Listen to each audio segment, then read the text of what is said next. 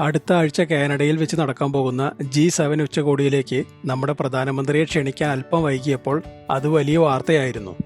പിന്നീട് കാനഡയുടെ പുതിയ പ്രധാനമന്ത്രി മാർക്ക് കാർണി മോദിയെ ക്ഷണിച്ചതോടെ ആ അനിശ്ചിതത്വം അവിടെ അവസാനിച്ചു. G7 അംഗരാജ്യങ്ങളിൽ ഉൾപ്പെടാതിരുന്നിട്ടും എന്തുകൊണ്ടാണ് ഇന്ത്യയും മോദിയും വാർത്തകളിൽ നിറഞ്ഞത്? എന്തിനാണ് അംഗരാജ്യമല്ലാത്ത ഇന്ത്യയെ ഉച്ചകോടിയിലേക്ക് ക്ഷണിച്ചത്? ഇതാണ് ഇന്നത്തെ വിഷയം. ആദ്യമായി എന്താണ് G7 കൂട്ടായ്മ എന്ന് വേഗത്തിലൊന്ന് പറഞ്ഞു പോകാം. ലോകത്തിലെ ഏറ്റവും വലിയ 7 വികസിത സമ്പദ് വ്യവസ്ഥയുള്ള രാജ്യങ്ങളുടെ ഒരു കൂട്ടുകെട്ടാണ് G7.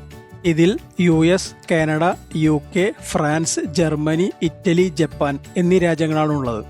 1975 G6 ആയി രൂപീകൃതമായ ഈ കൂട്ടം 1976 കാനഡയെ കൂടി ഉൾപ്പെടുത്തി G7 ആയി മാറുകയായിരുന്നു. ഇവരുടെ നേതൃത്വത്തിൽ എല്ലാ വർഷവും ആഗോള വെല്ലുവിളികൾ ചർച്ച ചെയ്യുന്നതിനും നയങ്ങൾ ഏകോപിപ്പിക്കുന്നതിനുമായി ഒത്തുകൂടുന്നു. ഇതാണ് G7 ഉച്ചകോടി. എന്നാൽ ഇതിൽ ഇന്ത്യക്ക് എന്ത് കാര്യം? കാര്യമുണ്ട്. മിക്കവാറും സ്ഥിരമായി അംഗമല്ലാത്ത ഒരു രാജ്യത്തിന് ലോകത്തിലെ ഏറ്റവും ശക്തരായ നേതാക്കളുമായി തോളോട് തോൾ ചേർന്നിരുന്ന് ചർച്ച ചെയ്യാൻ ക്ഷണം ലഭിക്കാറുണ്ട്. 2019 മുതൽ 2025 വരെ അത് ഇന്ത്യയാണ്. 2020 കോവിഡ് കാരണത്താൽ ഉച്ചകോടി റദ്ദാക്കിയതൊഴിച്ചാൽ ഇന്ത്യ തുടർച്ചയായി പങ്കെടുക്കുന്നുണ്ട്. ഈ വർഷം ഇന്ത്യയുടെ പങ്കെടുക്കലിന് അനിശ്ചിതത്വം നിലനിന്നതിന് കാരണം ഇക്കൊരു ഉച്ചകോടി നടക്കുന്നത് കാനഡയിൽ വെച്ചായതിനാലാണ്. ഇതിനു പിന്നിൽ കാനഡയിലെ ഖാലിസ്ഥാൻവാദിയായിരുന്ന ഹർദീപ് സിംഗ് നിജ്ജാറിന്റെ 2023 കൊലപാതകത്തെ തുടർന്ന് അന്നത്തെ കാനഡിയൻ പ്രധാനമന്ത്രി ജസ്റ്റിൻ ട്രൂഡോ ഈ കൊലപാതകത്തിന് പിന്നിൽ ഇന്ത്യയാണെന്ന് ആരോപണം നടത്തുകയും തുടർന്ന് ഇന്ത്യ നയതന്ത്ര ഉദ്യോഗസ്ഥരെ പിൻവലിക്കുകയും പുറത്താക്കുകയും ചെയ്തതോടെ ഇന്ത്യയും കാനഡയും തമ്മിലുള്ള ബന്ധം വഷളാവുകയും ചെയ്തിരുന്നു. ഈ കാരണങ്ങൾ കൊണ്ട് തന്നെ കാനഡ മോഡിയെ ക്ഷണിക്കാൻ സാധ്യതയില്ല എന്നൊരു അഭിപ്രായം പൊതുവെ നിലനിന്നിരുന്നു. പിന്നീട് കാനഡയുടെ പുതിയ പ്രധാനമന്ത്രി ക്ഷണിച്ചതോടെ ആ വാർത്ത അവിടെ അവസാനിച്ചു. ഇനി തുടർച്ചയായി ഇന്ത്യ ഈ ഉച്ചകോടിയിലേക്ക് ക്ഷണിക്കാനുള്ള കാരണങ്ങൾ പരിശോധിച്ചാൽ അതിലേറ്റവും പ്രധാനപ്പെട്ടത് G7 രാജ്യങ്ങൾക്ക് മാത്രം എല്ലാ ആഗോള വെല്ലുവിളികളെയും ഫലപ്രദമായി അഭിസംബോധന ചെയ്യാൻ സാധിക്കില്ല. അതുകൊണ്ടാണ് G7+ ഫോർമാറ്റിലേക്ക് ഇത് മാറുകയും ഇന്ത്യയെ ക്ഷണിക്കുകയും ചെയ്യുന്നത്. ഒന്നുകൂടി വ്യക്തമായി പറയുകയാണെങ്കിൽ ഇന്ത്യ നിലവിൽ ലോകത്തിലെ ഏറ്റവും വലിയ 4ാമത്തെ സാമ്പത്തിക ശക്തിയാണ്. 2030 ജർമ്മനിയെ പിന്തള്ളി 3ാമത് എത്തുമെന്ന് കരുതുകയും ചെയ്യുന്നു.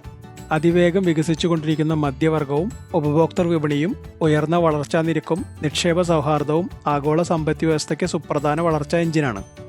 G7 രാജ്യങ്ങൾക്ക് ഈ വളർച്ചയുടെ ഭാഗമാവുക എന്ന താൽപ്പര്യമുണ്ട്. ഇതിനു പുറമെയാണ് ഇന്ത്യയിലെ ജനസംഖ്യയും അതിൽ തന്നെ യുവാക്കളുടെ സാന്നിധ്യം കൂടുതലും. ആഗോള വ്യവസായങ്ങൾക്ക് ഈ വമ്പിച്ച തൊഴിൽ ശക്തി ഒരു നിർണായക ഘടകമാണ്. അടുത്തത് ആഗോള വിതരണ ശൃംഖലയാണ്. കോവിഡ് വരെ ലോകരാജ്യങ്ങൾ ലോക ഫാക്ടറിയായി കണ്ടിരുന്നത് ചൈനയെയാണ്. എന്നാൽ ചൈനയെ മാത്രം ആശ്രയിക്കുന്നതിലെ ആപത്ത് ലോകരാജ്യങ്ങൾ തിരിച്ചറിഞ്ഞു കഴിഞ്ഞു. പ്രത്യേകിച്ച് ചൈനീസ് ഉൽപ്പന്നങ്ങളിലെ സുരക്ഷാ ഭീഷണി മറ്റു രാജ്യങ്ങളെ പരിഗണിക്കുന്നതിലേക്ക് നയിച്ചു. ഇവിടെ ചൈനയ്ക്ക് ബദലായി വന്നത് ഇന്ത്യയാണ്. നിലവിൽ ചൈനയിലെ നിർമ്മാണ മേഖല വളരെ വേഗത്തിൽ ഇന്ത്യയിലേക്ക് മാറ്റുന്നതാണ് കാണുന്നത്. സെമി കണ്ടക്ടറുകളുടെ ഉൽപ്പാദനവും ഐഫോണുകളുടെ നിർമ്മാണവും മുഖ്യമായും ഇന്ത്യയിൽ നിന്നാണെന്നത് ഇതിന് ഉദാഹരണമാണ്. അടുത്ത ആകർഷണം ലോകത്തിലെ ഏറ്റവും വലിയ ജനാധിപത്യ രാജ്യമാണ് എന്നതാണ്. സ്വേച്ഛാധിപത്യ ജനാധിപത്യ മാതൃകകൾ തമ്മിലുള്ള പോരാട്ടത്തിൽ പരസ്പരം മൂല്യങ്ങൾ പങ്കിടുന്നതിൽ ഇന്ത്യ പ്രധാന പങ്കുവഹിക്കുന്നു. ഇതിനു പുറമെ ഇന്തോ പസഫിക് മേഖലയിലെ തന്ത്രപ്രധാന ശക്തിയാണ് ഇന്ത്യ. പ്രത്യേകിച്ച് ബ്രിക്സ്, SCO, ക്വാഡ് തുടങ്ങിയ ബഹുരാഷ്ട്ര വേദികളിൽ ഇന്ത്യക്കുള്ള സ്ഥാനവും സ്വാധീനവും. അമേരിക്കയുടെയും റഷ്യയുടെയും സുഹൃത്ത് രാജ്യം എന്ന നിലയ്ക്ക് ഇവർക്കിടയിൽ ഒരു പാലമായി പരിഗണിക്കുകയും ചെയ്യുന്നു. ഇതുപോലെ തന്നെയാണ് വികസ്വര രാജ്യങ്ങൾക്കിടയിലും ഇന്ത്യയുടെ സ്ഥാനം. ഇവിടങ്ങളിലെല്ലാം മധ്യവർത്തിയായി പ്രവർത്തിക്കുന്നതുകൊണ്ട് തന്നെ കാലാവസ്ഥാ ധനസഹായം, സുസ്ഥിര വികസനം, ആഗോള ആരോഗ്യം എന്നീ വിഷയങ്ങളിൽ ഇന്ത്യയുടെ വീക്ഷണവും അഭിപ്രായവും G7 രാജ്യങ്ങൾക്ക് പ്രധാനപ്പെട്ടതാണ്. ഇനി G7 ഉച്ചകോടിയിൽ പങ്കെടുക്കുന്നത് കൊണ്ട് ഇന്ത്യക്കുണ്ടാകുന്ന ഗുണങ്ങൾ എന്തൊക്കെയാണെന്ന് നോക്കിയാൽ ആഗോള വേദികളിൽ ഇന്ത്യൻ നയതന്ത്ര ശ്രദ്ധ നേടുകയും നിർണായക ആഗോള വിഷയത്തെക്കുറിച്ചുള്ള ചർച്ചകളിൽ നേരിട്ട് സ്വാധീനം ചെലുത്തുന്നതിനും കാഴ്ചപ്പാടുകൾ അവതരിപ്പിക്കുന്നതിനും വികസ്വര ലോകത്തിന്റെ താൽപ്പര്യങ്ങൾക്ക് വേണ്ടി വാദിക്കുന്നതിന് അവസരം ലഭിക്കുകയും ചെയ്യുന്നു.